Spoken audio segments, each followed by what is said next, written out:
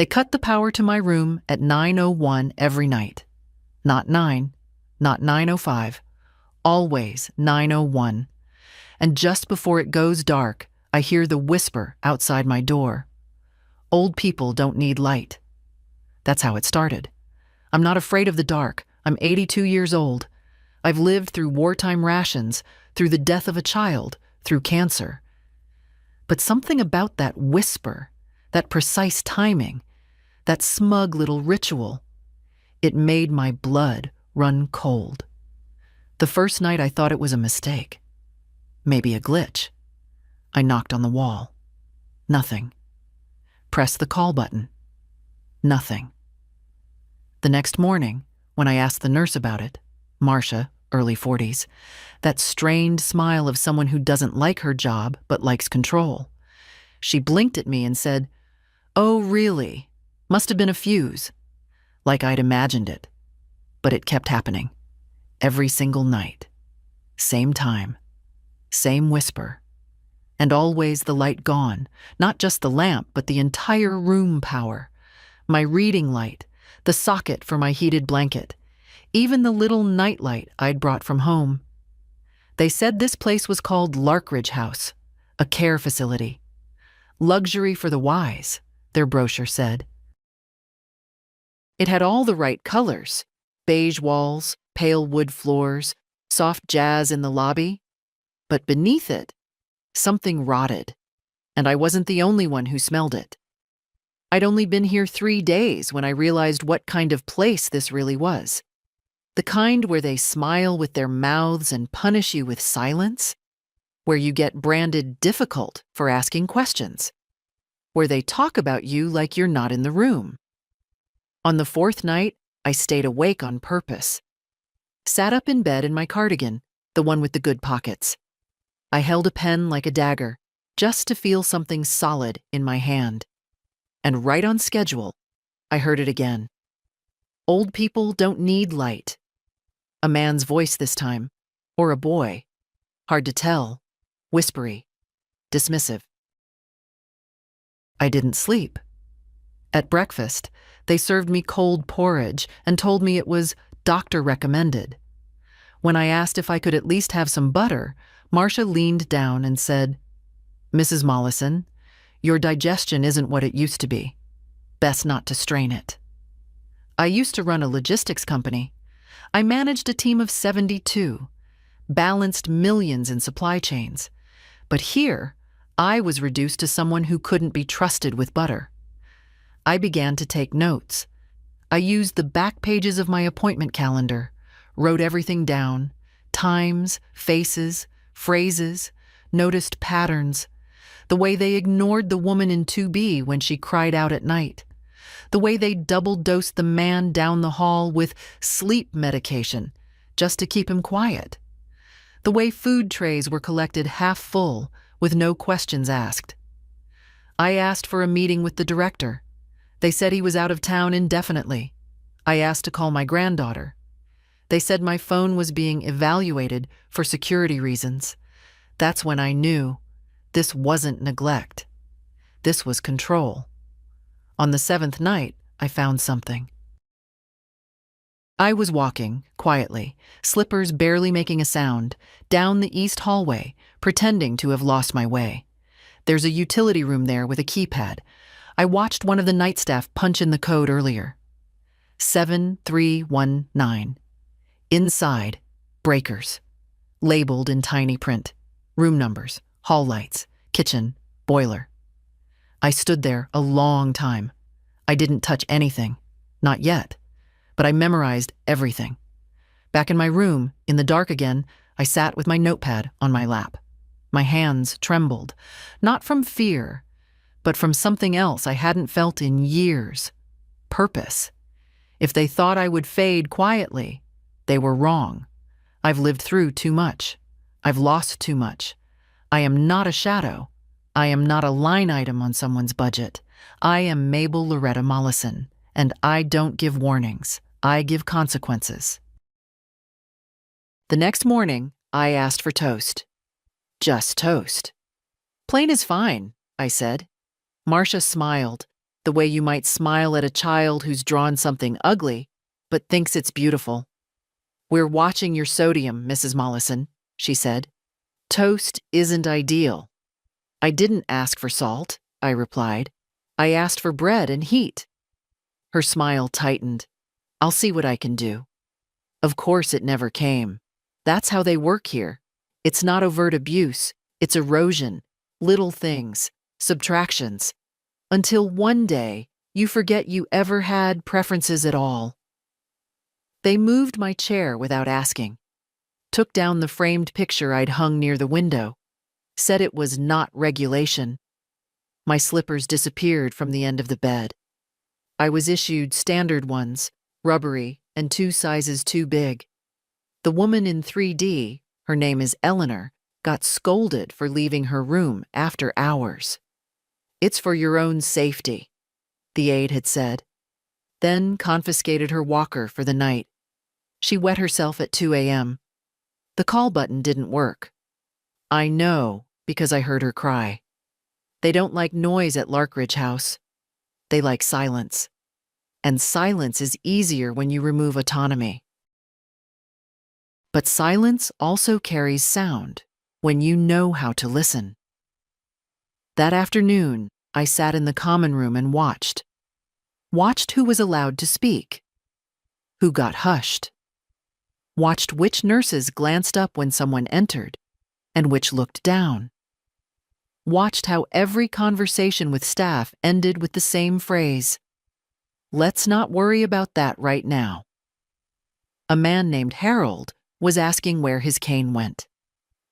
"Let's not worry about that right now." Nadine from the West Wing wondered if the doctor had looked at her blood work. "Let's not worry about that right now." Even when they smiled, it was a smile of containment. I've seen that kind of smile before. In boardrooms. From men who knew they could outweigh a woman's anger by pretending it didn't exist. It doesn't work on me. That night, the light went out again at 9:01. No whisper this time. Just silence. As if they'd moved on from taunting to testing. What would I do next? I sat very still. I'd started keeping the small flashlight from my drawer under my pillow, but I didn't reach for it. I wanted to feel the dark completely. I wanted to remember what it felt like to be denied something so basic, to remember why it mattered. And then I heard a sound. Quiet, like a shuffle. Just outside the room. The door creaked slightly. I didn't speak. Didn't move. A long pause, then retreating steps. They were checking. The next day, I asked for my mail. Marcia said, "You haven't received anything." "That's odd," I said. "My granddaughter sends something every week." Her eyes narrowed a fraction. "Are you sure she's not just busy?" I stared back at her. "She's 26 and studying medicine. She's always busy, but she never forgets." She paused. "I'll double-check with the front desk." She wouldn't. I knew that. But now she knew that I knew. Back in my room, I examined everything. The walls, the outlets, the air vents. I wasn't sure what I was looking for, but I knew what it felt like to be watched. In the hallway, I saw a woman I hadn't spoken to before. Tiny, silver-haired, sitting in a corner chair as if she wanted to vanish into it. Her name tag read, June Abner. I'd seen her during meals, never spoke, always ate half her food, eyes lowered. Today, she looked up. "Did they take your books too?" she asked softly. I sat beside her. "No, just the lamp and my toast." She gave a dry little laugh. "They unplugged my radio. Said the batteries were wasteful." I looked at her more closely. Her skin was paper thin, but her gaze sharp. "I think they do it on purpose," she said. "The little things. So you stop asking." I nodded. That's how control works, not all at once. Grain by grain. We sat in silence a while. Then she whispered, "Are you going to report them?" "Who would listen?" I asked. "I would," she said. Then added, "There's more of us than you think." Later, in my room, I sat at the edge of the bed and opened the bottom drawer of my wardrobe. That's where I kept my old planner. Not the facility-issued notebook, but my own. The one I'd used since 1989. It had empty pages still. I wrote down every name I remembered. June, Eleanor, Harold, Nadine. I left space under each one. There are patterns to everything. You just have to chart them. I wasn't ready to fight yet, but I was preparing. And that was enough, for now. It was during lunch on the 10th day that I heard it. "She's going foggy," someone muttered near the serving line. "Sooner or later, they all do." The voice was low, but not low enough. Laughter followed, short, controlled, like something shared in secret. I turned slightly in my chair. It was one of the orderlies, Ryan, early 30s, clean uniform, bad posture. He was talking to the new dietitian, the one with the clipboard and glossy ponytail. They both looked toward Eleanor, who sat hunched over her tray, her soup untouched, her hands shaking. "She asked for her husband again," Ryan said. "He's been dead 10 years. The dietitian smirked. "Well, at least she's not asking for a steak." I wanted to throw my water at them, but I didn't. Instead, I looked around the room. Not one of the residents reacted. Not one word.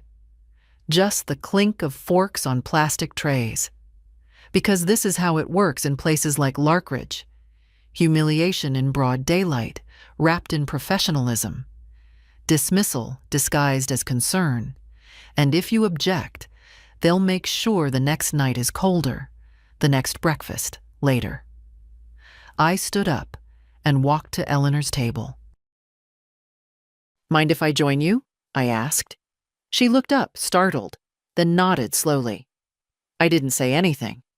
I just picked up my spoon and started on the overcooked peas. After a few minutes, she said, "He's not dead. I know he isn't." I didn't argue. I just nodded. "That boy said he was," she added. "That I was confused. But I remember the smell of his coat. That doesn't go away." "Smell is memory," I said. "And they can't take that from you." Her eyes filled, but the tears didn't fall. After lunch, I asked for a copy of my care plan. Marcia blinked. "Why would you need that?" "I want to understand how decisions are made about my life." She tilted her head.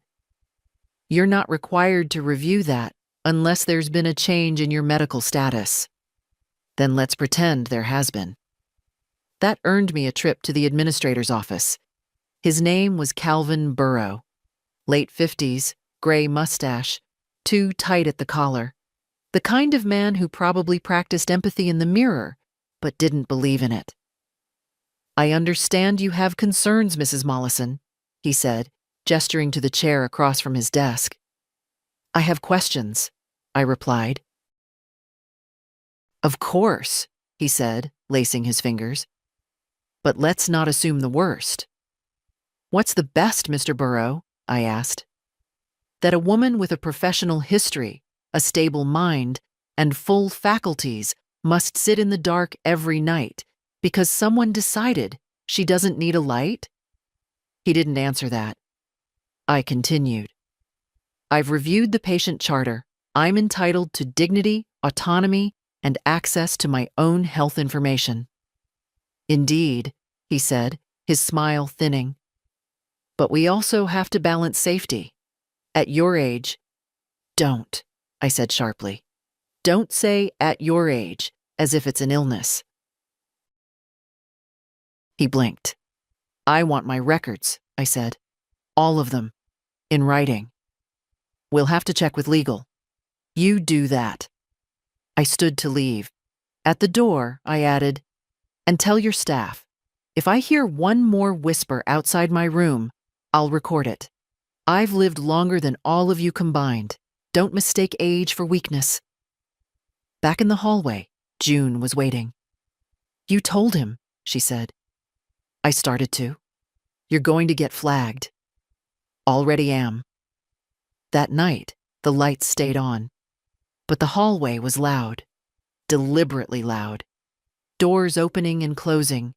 A nurse's radio playing through the walkie at high volume. Someone coughing. Too much, too theatrically. They wanted me awake, not scared, just exhausted. I got out of bed and made tea with the electric kettle they hadn't found yet. Sat by the window and sipped slowly. Let them try. Let them see. In the morning, I got a surprise. My toast was there. 2 slices, perfectly warm. But so was a new note on the breakfast tray. "Please see Nurse Marcia before 10 a.m. Medication review. I didn't take new meds. Hadn't in years. I went anyway. She was all sweetness again. Clipboard in hand. Smile in place. "We're adjusting your supplements," she said. "The doctor prescribed a mild relaxant just to help you sleep." "I sleep fine." "Well, he feels it's better for mood stabilization." "Whose mood?" She looked up sharply. I held out my hand.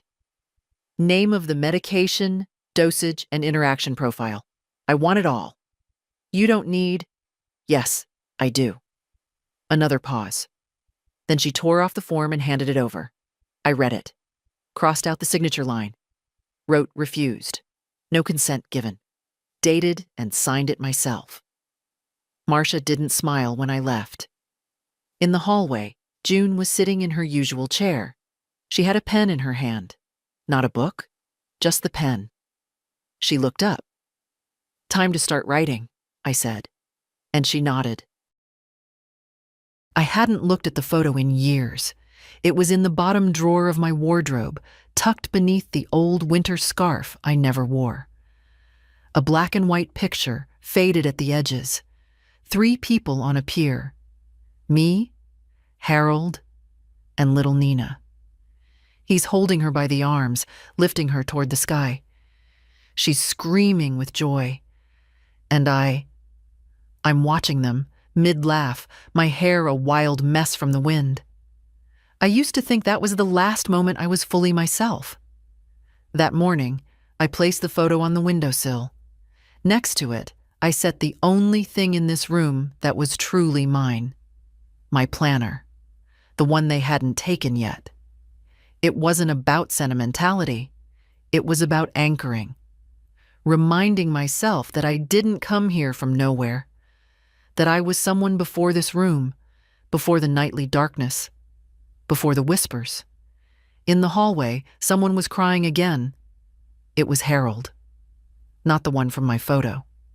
A different Harold. 86. Hands curled like seaweed. He'd been vibrant the first few days. Told jokes at breakfast, flirted shamelessly with Eleanor. But last week, they moved him to a new room for monitoring. And since then, he'd barely spoken. I sat with him during the morning activity session, tracing shapes on paper, a humiliating ritual they called cognitive wellness. Harold just looked at his page. "What did they give you?" I asked softly. He blinked. "Something to help me sleep." "You've been asleep 3 days." His mouth twitched. "I see things now." I didn't ask what. I just reached over and placed my hand over his. It felt like holding paper. Still, he squeezed back. That afternoon, I went to June's room. First time either of us had dared cross that threshold. She opened the door quickly, then shut it just as fast. "They monitor hall traffic after lunch," she whispered. 10 minutes max. Her room was nearly identical to mine. Same standard bed, same desk, same chair bolted to the floor. But hers had something mine didn't. A list on the wall. Handwritten. Names. Notes. "You've been watching longer than I have," I said. She nodded. Since March. That's when they stopped inviting family for unscheduled visits. I walked closer. Each name had codes beside it. I recognized some. Room numbers, initials, shorthand diagnoses. But others were cryptic. What's DNL? June's lips tightened. Do not listen. She pointed to her own name. They marked me that way in my file. I overheard it. Because you asked too many questions? Because I remembered things they wanted us to forget. We didn't need to say more. We were the same type of woman. The ones who carry quiet grudges for years, who remember faces, names, dates, not out of spite, but out of principle. Back in my room, I stared again at the photo, at Harold's arms holding Nina, at my smile, careless and open. When Harold died, I didn't cry. I handled everything. Bank accounts, the funeral, the insurance claims. I took over his portion of the business, doubled our logistics contracts within a year. Nina was 11 then, thought I was made of steel. She's 26 now, finishing medical school. She writes every Sunday, calls once a month. She doesn't know I'm here. She thinks I'm in a retirement village upstate, with community gardens and art classes, as I told her. And why did I lie? Because I didn't want her to worry. Because I still believed that one day I could make this place livable. I don't believe that anymore. That evening, I found my slippers in the common laundry bin, wet, wrapped in a plastic bag with no tag. Petty, really, but effective. That's the thing about psychological warfare. It doesn't need to be dramatic. It just needs to be repetitive. I dried them myself with a towel, set them near the radiator, which only gave off a faint, lukewarm breath. The room felt cold, but I didn't care. Because now I had a plan. It wasn't fully formed, but it had weight. And weight is what you need when everything else is slipping. The breaker room, the schedule June kept, the medications Harold had been given, the silencing, the coded terms in files. It wasn't just about me. It was about the dozens of people here who no longer had the energy or the mind to resist. They were dimming us on purpose. And I'd spent too long in boardrooms and courtrooms not to know how to push back. I sat at the desk and wrote a letter. Not a complaint, a report, with dates, names, observations, not opinion, facts. 3 pages in neat cursive. I signed it and slid it into an envelope. Tomorrow, I'd try to get someone on the outside to take it. If I couldn't, I'd find another way. Because when they switch off your light, the answer isn't to wait for it to come back. The answer is to make sure the whole building notices the dark. The first time I saw the staff laugh at June, she was struggling to open a juice box. Her hands shook, and the little plastic straw wouldn't pierce the foil. She tried again and again. A young aide, Leanne, barely old enough to vote, stood nearby, arms crossed, watching with amusement. When June finally got the straw in, juice splattered on her blouse. Leanne let out a little giggle. "Almost got it," she said, turning away before June could look up. I was across the room. I said nothing. Not because I agreed, because I was watching. People like Leanne didn't know how to hide their cruelty yet. That would come with age and polished smiles. For now, it slipped out raw, like an untrained reflex. Later, June sat beside me on the patio. Her hands were folded tightly in her lap, eyes on the dying rosebush they never bothered to water. "They think it's funny," she said. "How long it takes me to do things. How slow I walk. How much I forget." "You don't forget as much as they think," I said. She nodded slowly. That's what scares them. We sat in silence for a while. Then she whispered, I think they want me to give up. They want all of us to, I replied. That night, her room went dark before mine. 8:52. I looked at the wall clock, listened, waited, and heard it. A knock. Not loud. 2 soft taps. Then silence. Then the click of her door locking from the outside. I got up and pressed my ear to my own door. Nothing. The hallway was still. Too still. By the time I stepped back, the light flicked off. 9:01. They were controlling us by routine. That was clear. Not through force. Through rules. Predictability. Shut down by schedule. But people like me, people who'd spent years reading boardroom contracts and negotiating shipping deadlines, knew one thing better than anyone else. You want to control a system? You first learn how it moves. And I was learning. Next morning, I slipped a note into June's hand during breakfast. 2 p.m., East Hall utility closet, 5 mins. Come alone. She nodded without looking up.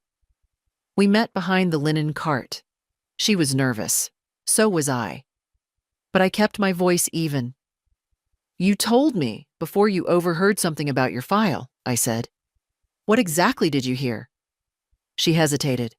Then, that I was no longer reliable for independent testimony. That I was flagged. Testimony? She nodded. There was an audit. 3 years ago. State inspection. I told the agents they'd been changing meds without notice. After that, they moved me to the end wing, switched my prescriptions, started saying I was disoriented. I felt a slow chill spread through my chest. They punish truth here, she said. But they do it quietly. Back in my room, I retrieved the envelope I'd written the night before. The report. I had no address for the state, no contact name. But I had a name I trusted. My granddaughter Nina. If I could get the letter out with a staff member on an errand, or slip it into one of the delivery bins, I knew she'd act. She wouldn't ignore something like this. Not after what she saw me go through when Harold died. I added a second letter inside. Just for her. Sweetheart, you always said I was stronger than I looked. I need you to believe that now. Read everything. Then decide what to do. But please, don't stay silent. The risk was enormous. If they caught it, I'd lose everything. My few freedoms, my planner. Maybe even the right to stay here. But I'd already lost my comfort. My peace. I had nothing left to fear but nothingness. I tucked the envelope into a plastic sleeve and sealed it with tape. Tomorrow, I'd make my move. Tonight, I'd wait again in the dark, but not quietly. At breakfast, they gave me different pills. 3 instead of 1. A pale green tablet I didn't recognize, and 2 soft gels without markings. I held them in my palm, watching them dissolve slightly from the heat of my skin. You're due for a new regimen, Marcia said lightly. Doctor's orders. What doctor? I asked. She blinked. Your assigned GP. It's all in your chart. I'd like to speak to him. He's not on site today. I'll wait. Marcia's lips tightened. We'll schedule you. I didn't take the pills.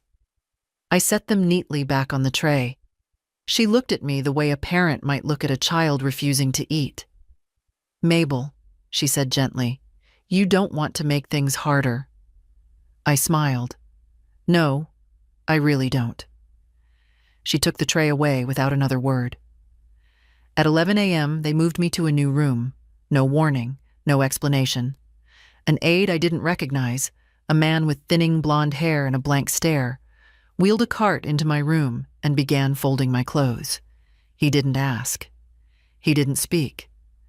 Just folded and packed. Where are we going? I asked. He didn't answer. I followed, walking slowly behind him down the corridor. The East Wing. End of the hall. Room 214. Smaller, no window, no lamp. This is temporary, the aide said, finally speaking. While we do some maintenance in your old room. There was nothing wrong with my old room. They were isolating me, like they did to Harold, like they did to June. I sat on the bed and looked around. The mattress was harder. The wall scuffed near the floor, like a chair had scraped against it over and over. No one had painted this room in years.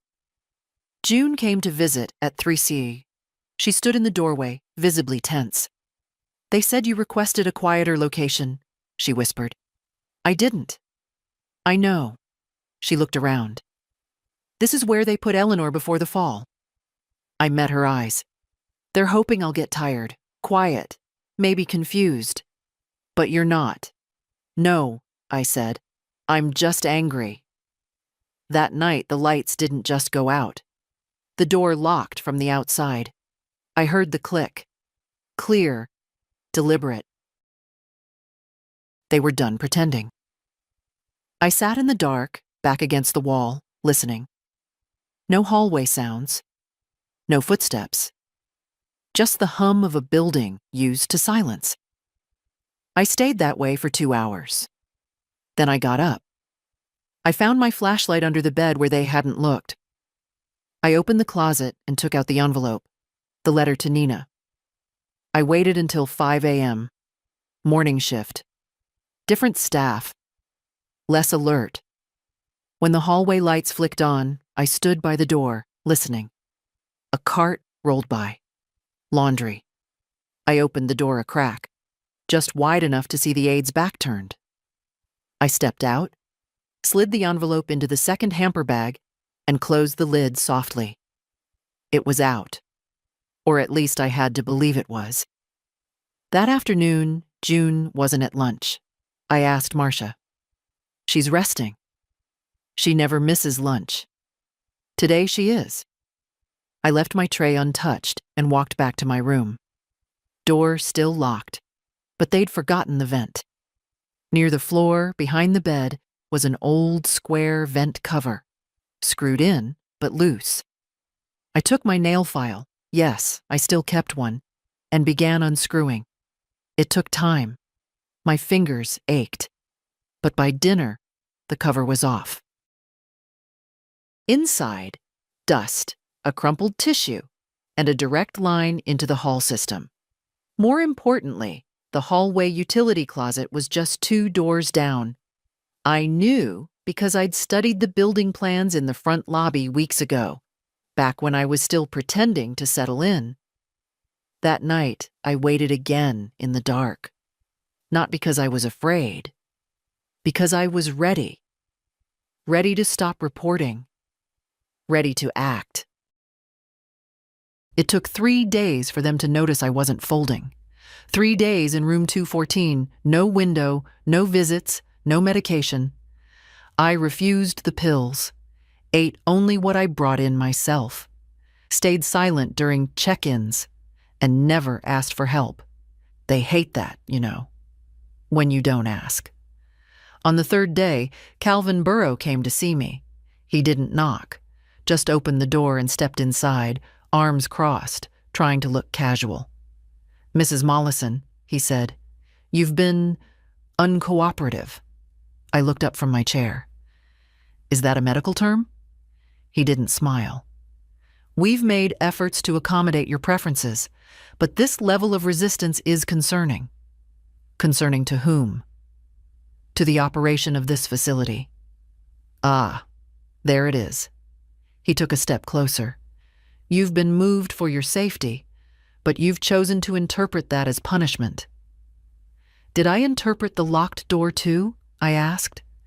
The unknown medication? The unplugged phone? The complete removal of privacy? He stiffened. I've worked in logistics, Mr. Burrow. You don't have to say the word containment for me to recognize it. He sighed. You're creating instability among the other residents. By speaking, by stirring. We stared at each other. Then he said something I didn't expect. Your granddaughter sent an email. I sat up straighter. What? She received a letter. Unclear how it was delivered.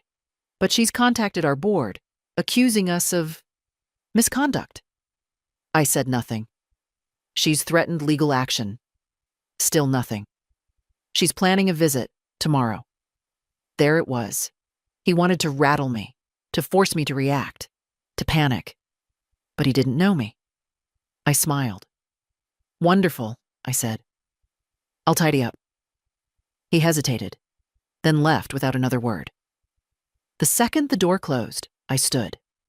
Because now I had a clock ticking. One day, 24 hours to collect everything, evidence, voices, proof. I knocked on the wall. 2 soft taps, our signal.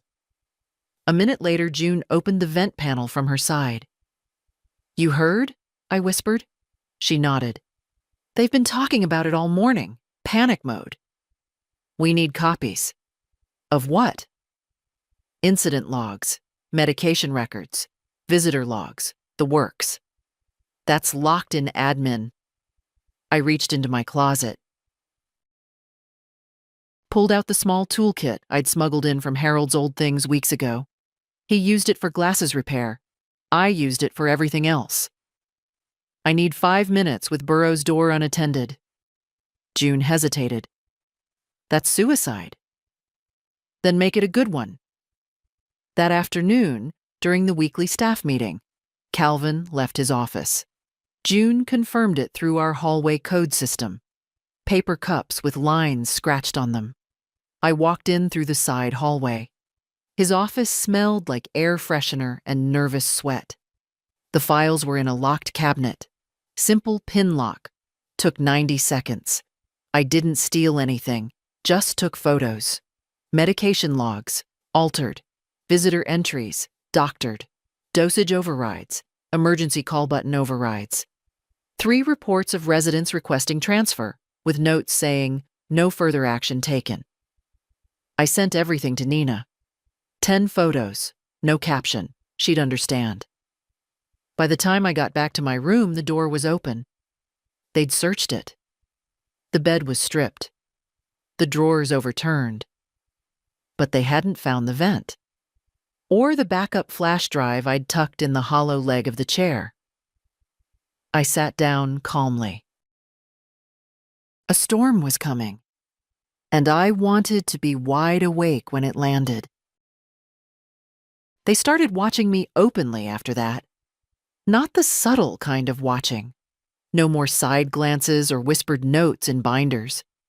Now it was full stares in the hallway. 2 staff instead of 1 during meal escorts. A mental wellness evaluation suddenly placed on my calendar. Just routine, they said. I didn't attend.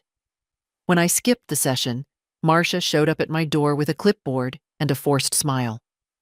Mabel, dear, we're concerned. So am I, she blinked. About what? That you think I'm stupid. The smile flickered, then returned. No one thinks that. We just want you to feel supported. I tilted my head, then unlock my door, return my phone, and stop treating me like I'm on trial. She didn't answer, just backed away slowly, as if I were the unstable one. That afternoon, I heard wheels squeaking outside my door. A cart, then the shuffle of paper, a metallic click. When I opened the door 10 minutes later, the hallway was empty. But a new poster hung beside my nameplate. Safety reminder. Residents with signs of confusion may be subject to supervised routines. For their protection. My name wasn't on it, but it didn't need to be. Everyone would see it.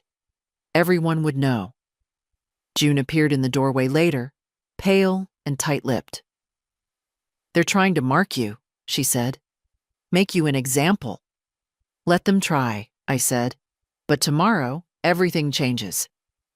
Because at 10:03 that morning, I'd received a single-line email from Nina. Coming at 3 p.m. tomorrow. Don't let them move you. They'd try. I knew it. And I wasn't going to let it happen. That night I didn't sleep. I sat with my back against the wall, flashlight pointed toward the vent, backpack at my side.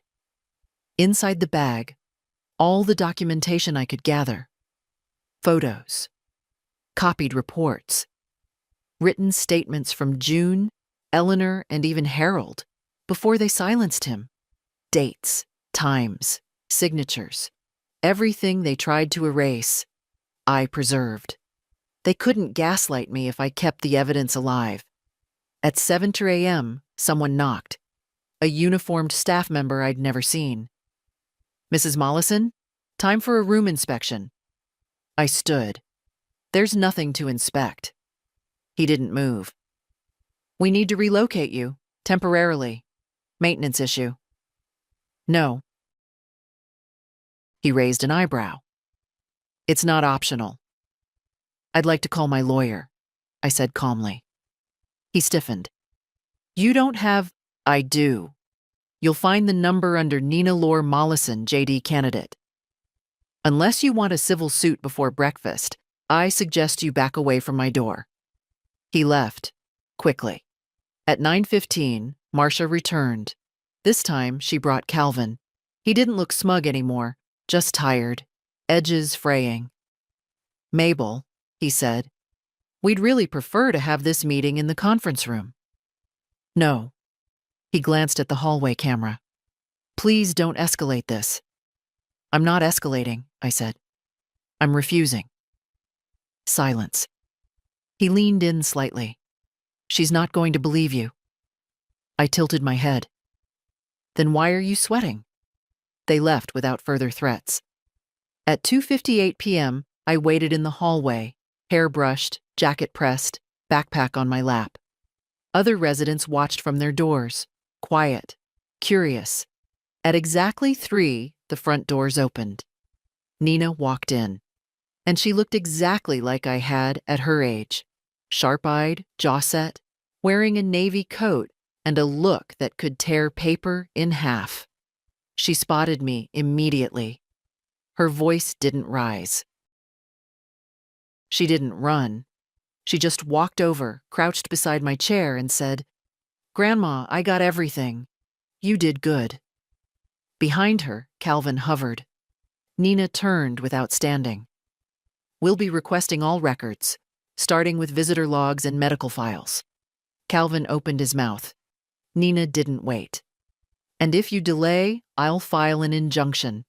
You have 24 hours. I didn't speak, didn't need to.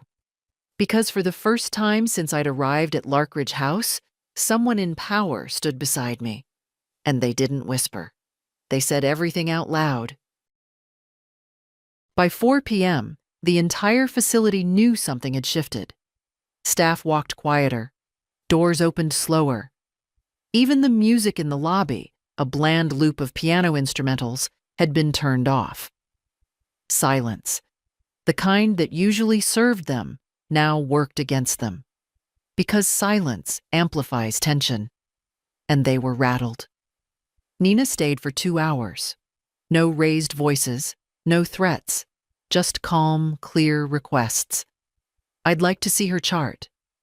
I'd like the logs for medication administration over the last 6 months. Please bring the resident rights documentation from intake. Every time someone tried to stall, she'd raise an eyebrow. That was all.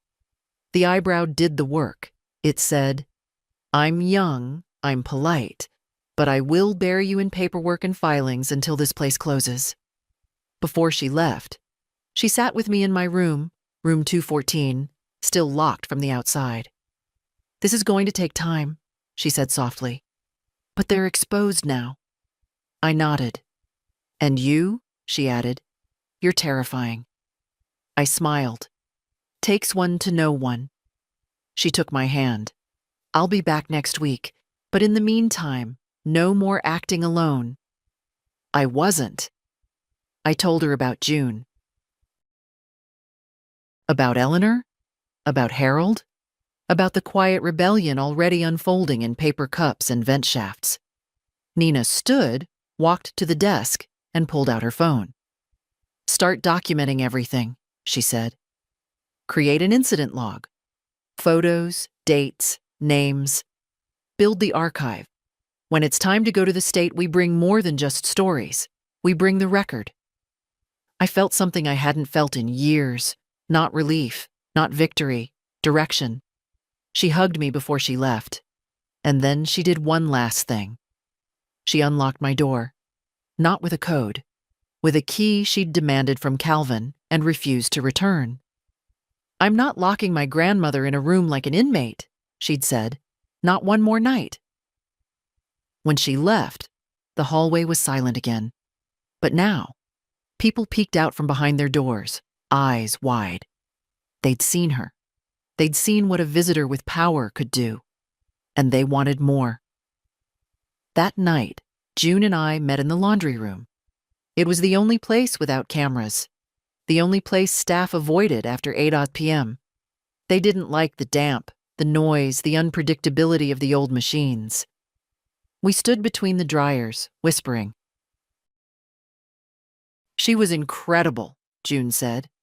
"I heard her in the hall. Calvin looked like he was about to swallow his own tongue." "She's got fight," I replied. "But she needs time. Legal time. We need to hold the ground until she comes back." "How?" "We make noise. Noise gets punished. Only if it's solo. But what if 5 of us ask for our records on the same day? 10? What if the morning medline stops moving because everyone wants to verify their dose?" June blinked. "They'd panic." "Exactly. We make them show who they really are." The next morning, June asked for her chart at breakfast. So did Eleanor. So did Nadine. By lunch, 5 more had done the same. By dinner, Ryan the orderly had snapped at a resident. "What's the matter with all of you?" "That's what resistance looks like," I wanted to say. But I didn't. Because it wasn't about slogans. It was about making them uncomfortable in the same routines they use to control us. That night, I stood by the window of room 214, the one with no view, and stared into the dark reflection of myself. For months, they'd tried to make us invisible. But you can't erase people who remember who they are, and tomorrow more would remember. I'd make sure of it. It happened at 3:17 a.m. A blink, a breath, then everything went dark. Not just my room, the entire West Wing, lights, emergency indicators, the soft hum of the hallway vents. Gone. Silence poured in like floodwater. I sat up slowly, heart thudding, not from fear, but from awareness. June had done it. 2 nights earlier, we'd mapped out the sequence, how to trigger a localized breaker drop without alerting the master console. The panel in the East utility room, neglected, barely labeled, wasn't even connected to the central alert system. Someone had bypassed it years ago, probably to save money. It took 15 minutes to reboot manually. We'd practiced it once, in theory. Tonight was the trial. I waited, ears sharp. Footsteps in the hall, a sharp voice. Then, "What the hell?" Ryan. Always Ryan. Irritated, entitled. "Get the backup lights. Marcia, where's the panel key?" They didn't know yet. Didn't know that someone inside this building understood more about its bones than the people paid to maintain it. I peeked through the door crack. In the dark, movement slowed. Aides fumbling with flashlights. Residents murmuring behind closed doors. They weren't afraid, though, because darkness isn't terrifying when you're used to it. It's clarity. It's control. By 3:32, the lights flicked back on. Not all, just partial. I saw June at breakfast later. She didn't say a word. Just looked at me across the table and nodded once. It had worked. They called it a fuse issue. Sent a technician who looked confused and left without fixing anything. But I knew what we'd done. We'd taken our first step. That afternoon, 3 residents refused medication. 2 more asked to speak with the director. Nadine announced, loudly, that she would no longer answer to her compliance plan unless someone read it to her in full. They didn't know how to respond. It wasn't a riot, wasn't violence. It was bureaucratic noise. And institutions don't know how to process resistance wrapped in paperwork. Marcia pulled me aside near the nurse's station. "Mabel," she said in a tight whisper, "we understand you're frustrated, but encouraging agitation among the others won't help your case." "My case?" She didn't answer. I stepped closer. "You locked a woman in her room at night. You overmedicated a man into silence. You withheld mail, phone calls, basic human choices." Still, she said nothing. So I leaned closer, lowering my voice until only she could hear. "And now you're scared because the lights went out, and you realized we're still here in the dark." Her face tightened, but she walked away. That night, June and I met again. This time in the stairwell, cold concrete under our feet, the hum of the building pressing against the walls like a heartbeat. "I could take out the whole panel," she said quietly. "One floor at a time, 5 minutes each." "They'd notice." "Exactly." I looked at her. "Not yet," I said. "We're not ready for the full blackout. We need to be seen first." She nodded slowly. "The quiet won't last." "I know," I said. "That's the point. Because soon, they would stop pretending. And when they did, I'd be ready to shut them down completely." It started at 6:42 p.m., just before dinner. The lights in the east wing flickered once, then went out. 12 seconds later, the hallway alarms in the central corridor went silent. By 6:44, every floor except the front office was in darkness. I stood in room 214, bag packed, jacket on, June's watch ticking in my pocket, and waited. No footsteps, no voices, just the stillness of systems failing. Then, one by one, the emergency lights blinked on, not overhead, at the floor level, faint, reddish, designed to guide people to exits during a fire. They cast long, narrow shadows, shadows that moved when no one moved. I opened my door and stepped into the hall. June was already there, flashlight in hand. We didn't speak. We didn't need to. We walked quietly, turning toward the central lounge. Inside, chaos. Ryan barked orders into a walkie-talkie that didn't respond. Marcia stood by the medical cart, frozen, unsure whether to stay or flee. And the residents, oh, the residents, they were everywhere. Out of their rooms, moving, talking, some laughing, some crying. Some just blinking into the red light like people waking from a long, cruel sleep, because no one had told them to stay still. No one had locked the doors. No one could. I stepped into the center of the room. A few turned toward me, then a few more. June stood beside me, her flashlight pointed at the ceiling. "We're not here to scare you," I said. My voice wasn't loud, but it carried. "We're not here to cause harm, but harm has already been done." More turned, more listened. For months, years for some of you, they've kept us quiet with medicine and patronizing smiles. They've taken your lights, your choices, your voices. One by one. A murmur moved through the crowd. "But tonight," I continued, "you are not alone. Tonight, you get to choose." I looked around the room. Sit in the dark with your thoughts, or walk outside, or speak, or demand your file, or eat what you want, or just be. I didn't raise my hand, didn't raise a fist. I simply turned off my flashlight and stood still, in the dark. And one by one, they joined me. Not in protest, in presence. We stood for 5 minutes. Then someone clapped. Once. Then again. Louder. And suddenly, Voices rose. Not angry, not frightened. Alive. The staff panicked. Marcia tried to herd people back to their rooms. Ryan barked into the dead walkie again. Another aide ran to the front desk, calling for help. But no one moved. Not one of us. Not until the building flickered and whined, and the power returned at 6:57. Full lights, buzzing vents, cameras blinking back to life, and the spell broke. But it was too late, because we had already been seen, because when they looked at us now, we weren't silent outlines in our rooms. We were people, dozens of us, awake, aware, together. And the building, this place that had once controlled every second of our days, couldn't unsee what had happened. They could write reports.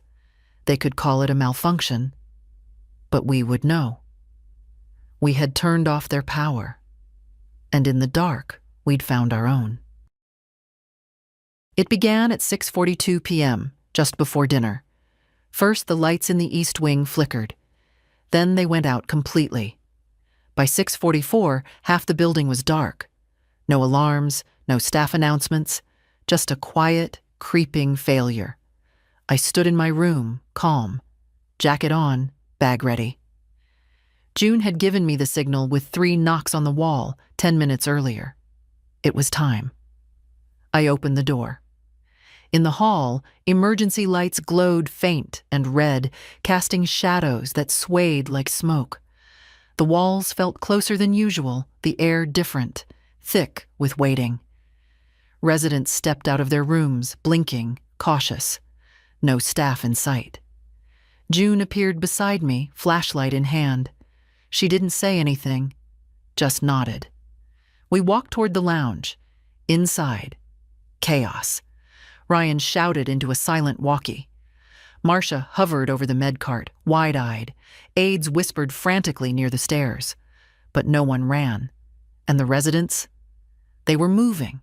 Not confused, not scared. Awake. Present. Some were talking. Some just stood still, arms crossed, looking at the staff for the first time without fear. I stepped forward, into the center of the room. "Don't be afraid," I said. My voice wasn't loud, but it spread. "They've kept us quiet with pills and locked doors, told us what we could eat, when to sleep, what to forget. But not tonight." More heads turned. "Tonight, you get to decide." I turned off my flashlight. One by one, others did the same. We stood in the dark, in silence, together. Then someone clapped. Once, then again. A soft ripple of laughter moved through the crowd. For the first time in weeks, maybe months, someone laughed without being shushed. Marcia stepped forward, trying to regain control. "Please, everyone, back to your rooms." No one moved. We weren't being disobedient. We were being still, and that was worse, because stillness is strength when it's chosen. At 6:57, the lights came back on, buzzing overheads, blinking cameras, everything humming like before. But it wasn't the same, because now they'd seen us, not just as patients, but as people, and we weren't going back. The next morning, they rolled in a consultant. Clipboard, white coat, smiled like a news anchor. "Dr. Gwen Nichols," she said, extending a hand. "I'm here to help de-escalate and listen." She didn't ask for my version of the story. She asked about my feelings. "Do you feel you've been treated unfairly?" I looked at her and said, "Do you feel safe standing here without locking the door behind you?" She blinked. They'd lost control of the narrative. That's what this was. Damage management? Optics. Dr. Nichols spent exactly 7 minutes with me, nodded through everything, and made no notes. Later, I saw her in the garden with Marcia, laughing. The next day, I was given a new room. Back in the West Wing, it had a window, a proper chair, and working outlets. They didn't say it was an apology, but I knew what it was: repositioning, reframing. I was no longer a risk to be locked away. Now I was a witness to be placated. June's room stayed where it was. No upgrades, no flowers, no coat of fresh paint. I asked why. She didn't make a scene, Marcia said. That's how they measure worth here. Not by who you are, but by how loud your file has gotten. At lunch, Eleanor sat next to me. First time since before the blackout. They changed my pills, she said quietly. Back to what I had last winter. I asked why, and they didn't argue. Harold had his cane back. Nadine got her phone privileges restored. Small shifts, reversals, like a building trying to quietly undo its own damage without admitting it had ever cracked. I didn't trust it. But I logged every change. In a new notebook Nina had mailed me, leather-bound, navy blue. She'd written on the first page, "Keep the record. Let them remember you remembered." On Thursday, 2 new residents arrived. Women, late 70s, sharp eyes. One of them walked with a cane like it was a weapon. I sat near them in the lounge, pretending to read. They whispered about the intake process, the private tour, the wellness pledges. "They say they'll check on us every night," one muttered. "They say a lot of things," I said, without looking up. She turned toward me. "You've been here long?" "Long enough." She waited. I closed the book. "If your room goes dark at 9:01, don't ask questions." "What should I do?" "Start watching." June walked past, offering one of her small, quiet smiles. It didn't need to be loud anymore. The fire had already caught, and I wasn't the only one holding the match. They started offering yoga, twice a week. Soft music, lavender towels, a young woman in bright leggings telling us to breathe from the hips. It was almost funny. After everything, after locked doors, whispering orderlies, unauthorized pills, and blackout nights, they thought wellness sessions would fix it. June and I went anyway. Not for the stretching, for the numbers. 15 residents showed up the first day, 22 the second. And during those sessions, we talked. Quietly, carefully. But we talked. "Did you get your records back? Who's your new doctor? Have you heard from your family?" I learned Nadine's daughter had contacted a patient advocate. Harold's nephew, a lawyer, had submitted a formal request for all medical authorizations. Eleanor had begun journaling, in ink, line by line, every time someone adjusted her medication. They couldn't stop it now. Whatever control they once held had bled out through 1,000 paper cuts. Not chaos, clarity. I received my first scheduled phone call at 2:15 p.m. on a Tuesday. A real call. My phone, in my room, no one listening. Nina's voice came through clear and warm. "I filed the formal complaint with the state," she said. "You won't hear from them right away, but it's in motion. Will it help?" "It already is. They've started reviewing staffing ratios across all long-term care facilities in the region." I didn't say anything. "You sound tired," she added. "I'm not." She was quiet for a moment. Then, "You're not scared anymore, are you?" "No," I said. Because fear needs isolation, and I wasn't alone anymore. Calvin disappeared without a word. One morning he was in the hallway, clipboard in hand. That evening, gone. They said it was a planned transition. We knew better. Marcia stayed, but she didn't meet anyone's eyes anymore. She walked quickly, spoke quietly, always holding something in her hands, papers, a tablet, a tray, like it might shield her from the weight of what she'd allowed. Some staff left. New ones arrived. Younger, more careful. Some of them asked questions. What's your preferred routine? Is there anything you'd like changed? I didn't answer kindly. Not at first. They needed to earn it. June turned 84. We held a celebration in the common room. No decorations, just lemon cake, black coffee, and the truth. 20 people came. Someone played piano. Someone else read aloud from a mystery novel. And June, for the first time since I'd known her, laughed like she didn't owe anyone an apology. I gave her a small silver pin from my suitcase. It used to be Harold's, from a trade convention decades ago. She held it in her hand for a long time. You think they'll ever try again? She asked. Maybe, I said. Somewhere else, with other names, other scripts. But not here. No, I said. Not here. Because now, even if the light went out again at 9:01, it wouldn't go out for long. They held a town hall meeting the following week. Folded chairs, lemon water, a banner printed too fast that said, "Your voice matters." I almost laughed. Calvin was still gone. In his place sat a younger man in a beige suit who introduced himself as Greg, interim administrator, here to rebuild trust.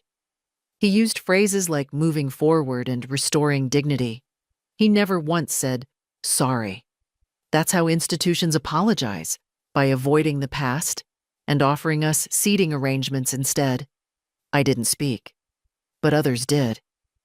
Nadine read her daughter's letter aloud.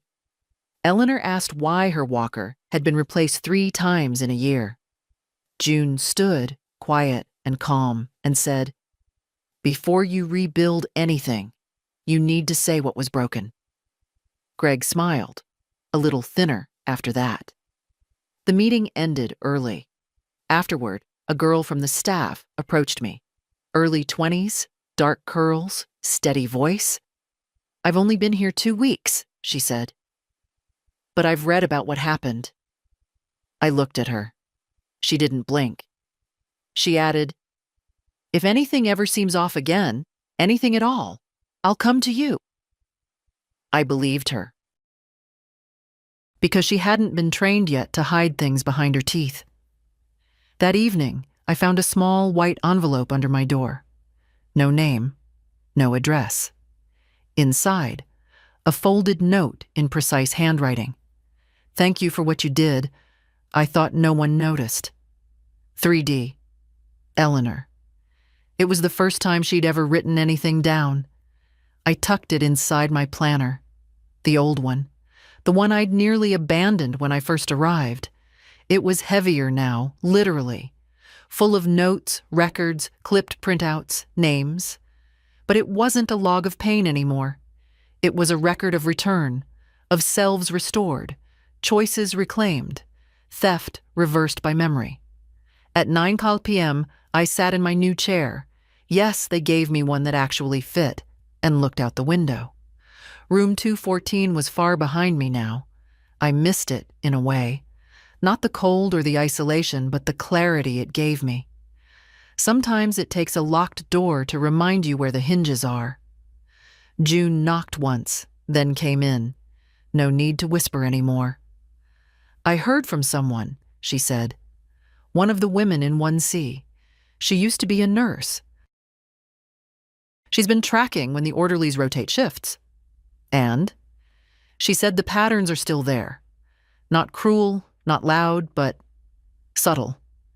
Some are slipping back. Of course they were.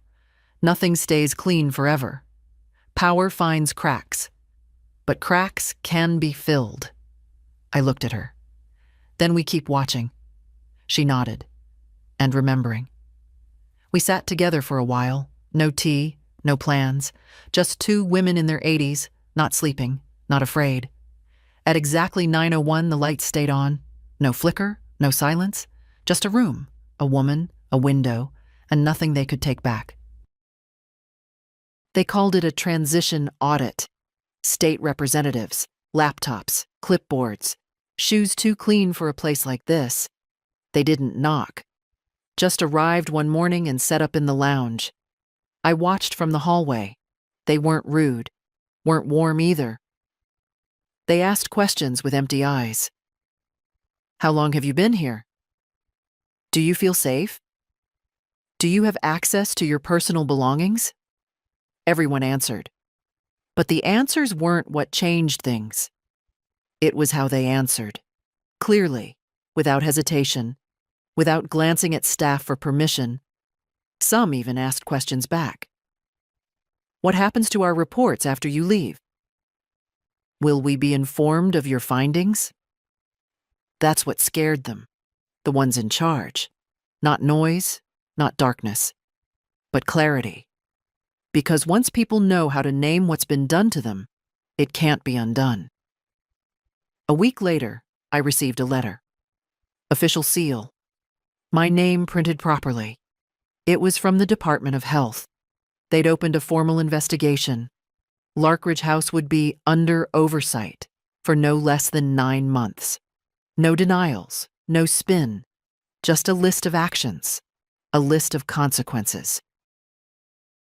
They were subtle ones: mandatory training, staff restructuring, visitor transparency. But they were real, and more importantly, they were public. Nina called that evening. You did it, she said. No, I said. We did it. You know they'll try again. Somewhere else, always. She paused. What now? Now? Now I eat my toast while it's hot. I ask for butter and they bring it. I keep my window open. I sit in the sun when it shines. I walk the halls without asking. I write. Not complaints, but memory. Small memories. Bits of voices. The color of Eleanor's cardigan. The way Harold used to mutter numbers under his breath like spells. The way June looked the first time she allowed herself to smile without apology. I write it all. Because what they really wanted wasn't silence. It was erasure.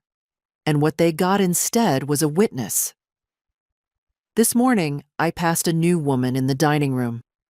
Nervous eyes, hands twitching at her lap. She was staring at the call button like it might bite. I sat across from her. Quiet. After a moment, I said, They used to turn off the lights here. On purpose. Every night at 9:01. She looked at me, startled. They don't anymore, I said. Because we didn't let them. She watched me carefully. We? I nodded. A few of us at first, then more. She didn't speak again. But later, I saw her in the hallway, pressing her call button to ask for a blanket, and waiting, upright, until they brought it. She didn't say thank you. She didn't apologize for asking. That's how it begins. Not with revolution, but with a blanket. A voice. A woman who remembers who she is. If you've read this far, remember this. Sometimes the system breaks you softly. Not with fists, but with clipped smiles and quiet doors. And sometimes the only way out is not to leave, but to turn on the light. So share this. Tell someone. Tell everyone. Because somewhere right now, they're whispering outside another door, and someone like me is listening.